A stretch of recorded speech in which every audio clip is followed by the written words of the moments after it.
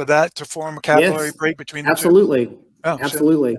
The only issue is, we need to wait 28 to 30 days for the concrete to cure before you apply our product. But 2 coats also, we recommend 2 coats. But yes, it absolutely works. It worked on this project over in St. Louis. Huge house, 10,000 square feet. I think it took about 5 gallons to cap all of the tops of those foundation walls. Now, they filled the block with concrete. So, we had something to coat, right? Mm-hmm. And it worked. It absolutely worked. Yeah, I don't deny the efficacy of it. I'm saying in the field, you typically don't see it done. No. And I was referring to it at the top of the footing, bottom of wall condition, right, so that you're stopping that rising damp from inhabiting the basement masonry walls. That location, top of footing, is where I have never seen it done. We always obviously use a capillary break at the top of wall. Usually we call it a sill gasket at that location. And so I would agree with you, Lance. It is a critical detail at that location where you're connecting wood to masonry. Absolutely. Referring to bottom of wall location. And that's where I haven't seen it done because it's very inconvenient to do for the reasons. As you said, if you have to wait 28 days before you can pour your foundation walls, forget about it, right? Right. So I've used several of the people are probably familiar with them, used as a WRB, like a product they use trowel on or paint on. And we just use that same product. We wait like maybe 2 days and then we put it on because it's water-based. Put the foundation wall on. After it's cured, it only takes maybe 3 or 4 hours for it to harden up. And then we'll set our blocks or forms, and then we'll go up from there.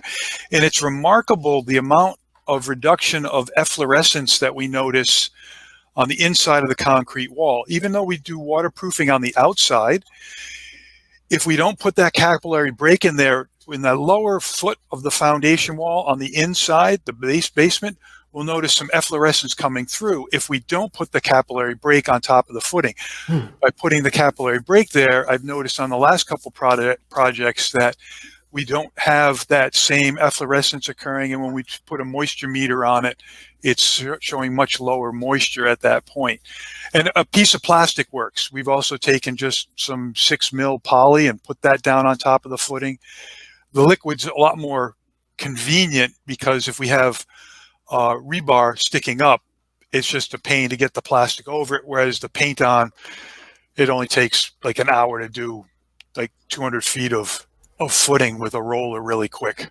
You guys want to kind of laugh here. So, if we go to the IRC for guidance, we had this conversation about where to put the footing drains. So section R405.1 of the 2018 IRC says, found drainage tiles, gravel, or crushed stone drains, perforated pipe, or other approved systems or materials shall be installed at or below the top of the footing or below the bottom of the slab. So there's no definitive answer. All those things are allowed. And I think it depends on your situation, which is the best, right? Absolutely.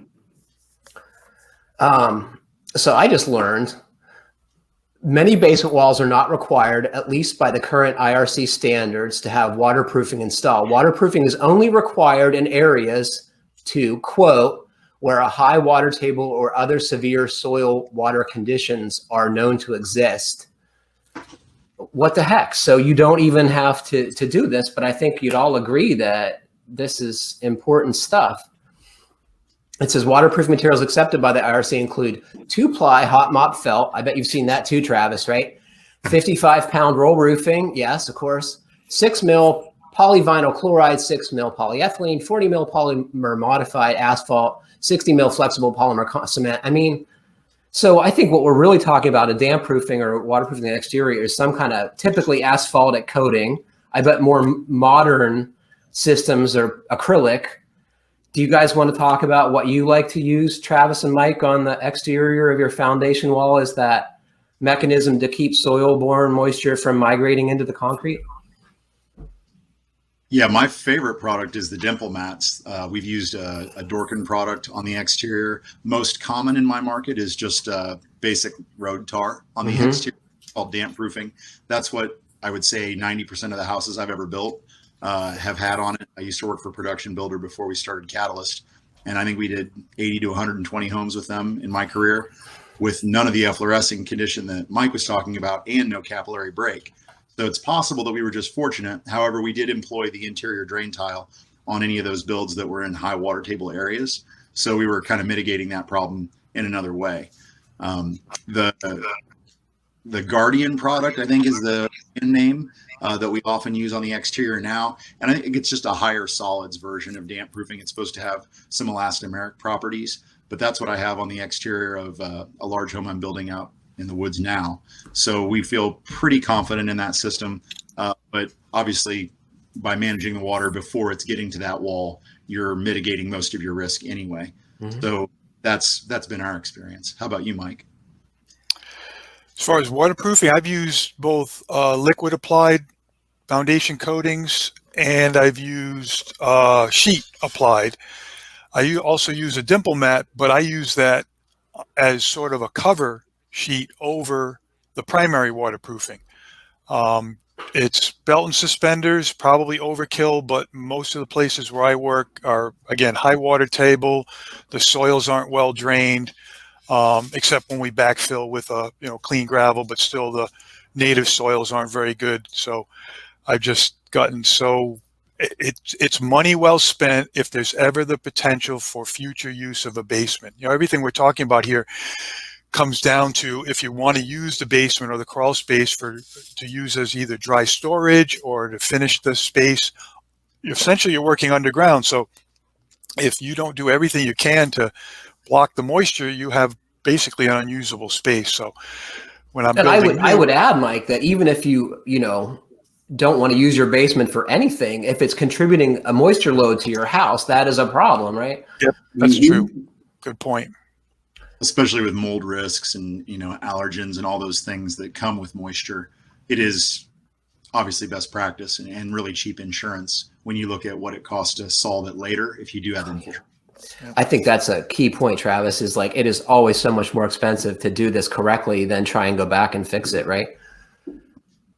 Lance mentioned right away in our webinar tonight that, roof overhangs, gutters that work, good grading, drainage, site drainage that works, in-ground gutters. We'll talk a little bit about. Have you guys seen problems that are easily remedied by just fixing some little things? Do you want to talk about that, Travis? Oh, I'd be happy to. Most of the basement projects that we get called into here in Kansas City are, I would say 90% of them we solve with exterior gutters and grading.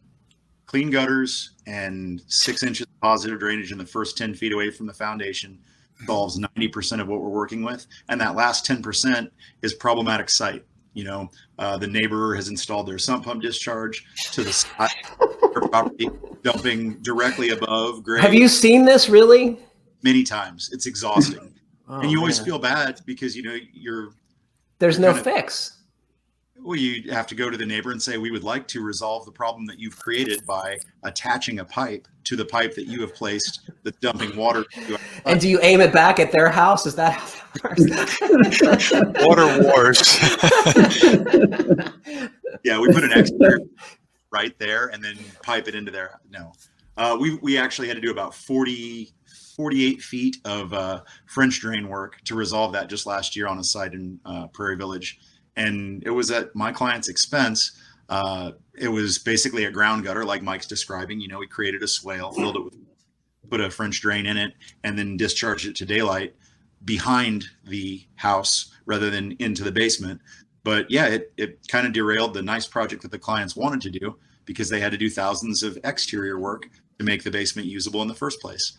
So anything that you can do to keep that drainage from running into your property is the first line of defense, and good grading is almost always the easiest. But the ground gutters that Mike was talking about earlier, I think that's an excellent solution to help basically route the water away from the foundation.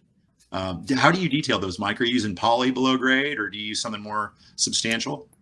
For the underground gutter, I use EPDM, which is probably way overkill.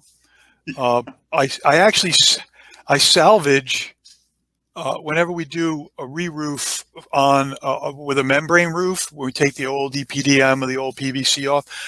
Instead of throwing that stuff away, I'll salvage it, and it works great because it's something that's going to go in the dump anyway. So we just put it underground as gutters. If it's got a little couple of holes in it, it's going to matter. So recycle it that way. Somebody just said, guys, please don't neglect to address different strategies for mitigating foundation issues and water problems in older existing homes with masonry foundation. And we're working there. It's yeah, and that's a big problem, right? I've never lived in a house that didn't have water come in the basement at least once. I never lived anywhere like that. So where was the water coming in that you, and the places, was it coming through the floor or through the wall? Yeah, so I, in one case, had rising groundwater, and it came up in cracks between the slab and the foundation wall. I've had water come in around my bulkhead door, right? Because obviously that's a weak spot. And then I've had other situations where it was seemingly a very typical storm, but water would come in from some random place. And my guess is that's groundwater too, but I don't really know. What do we do about these things? And when you saw water coming in some case, you mentioned the joint between the slab and the foundation. If it comes in through the wall, was it coming in through cracks, or was it coming right through the concrete? I think it was the crack between the concrete slab and the concrete block wall, right? Because no one ever details that correctly, right? It's just poured right there, and the concrete shrinks and pulls away, and then they put tile over it. No one caulks it, you know. It was funny. I got up in the middle of the night and stepped in, like, you know, a quarter of an inch of water, which is a very alarming occurrence. If you've never had that happen, you can imagine. The stuff of nightmares. And each of the cases is going to be a different solution, right? So at that joint between the slab and the foundation, usually what I'll do for that is, because I've never found any sealant that will block that rising groundwater, because there's so much pressure there of that groundwater. Just, I mean, you're basically in a leaking boat at that point. The groundwater is above your slab level and it wants to get in. So the only thing I found effective there is actually cutting the slab out around the perimeter, setting a drain up, and then running that to either daylight, which is usually not practical, or to a sump pump. And I've done retrofits on houses where those sump pumps are running, you know, come the February, March, you know, when we get the melt in New England of the snow, and then all of a sudden the groundwater rises. And for like a month or two, those pumps will be running on a regular basis just to evacuate that water. And it does work. You know, it comes with an energy penalty, and you got to remember though, like when you get lots of rain and storms, that's when your power goes out, and you know, that's battery backup. You got to have battery backup. And I've seen these other systems that run on water pressure, that use city water pressure to power a pump. You know, Lance, what do we do about this? So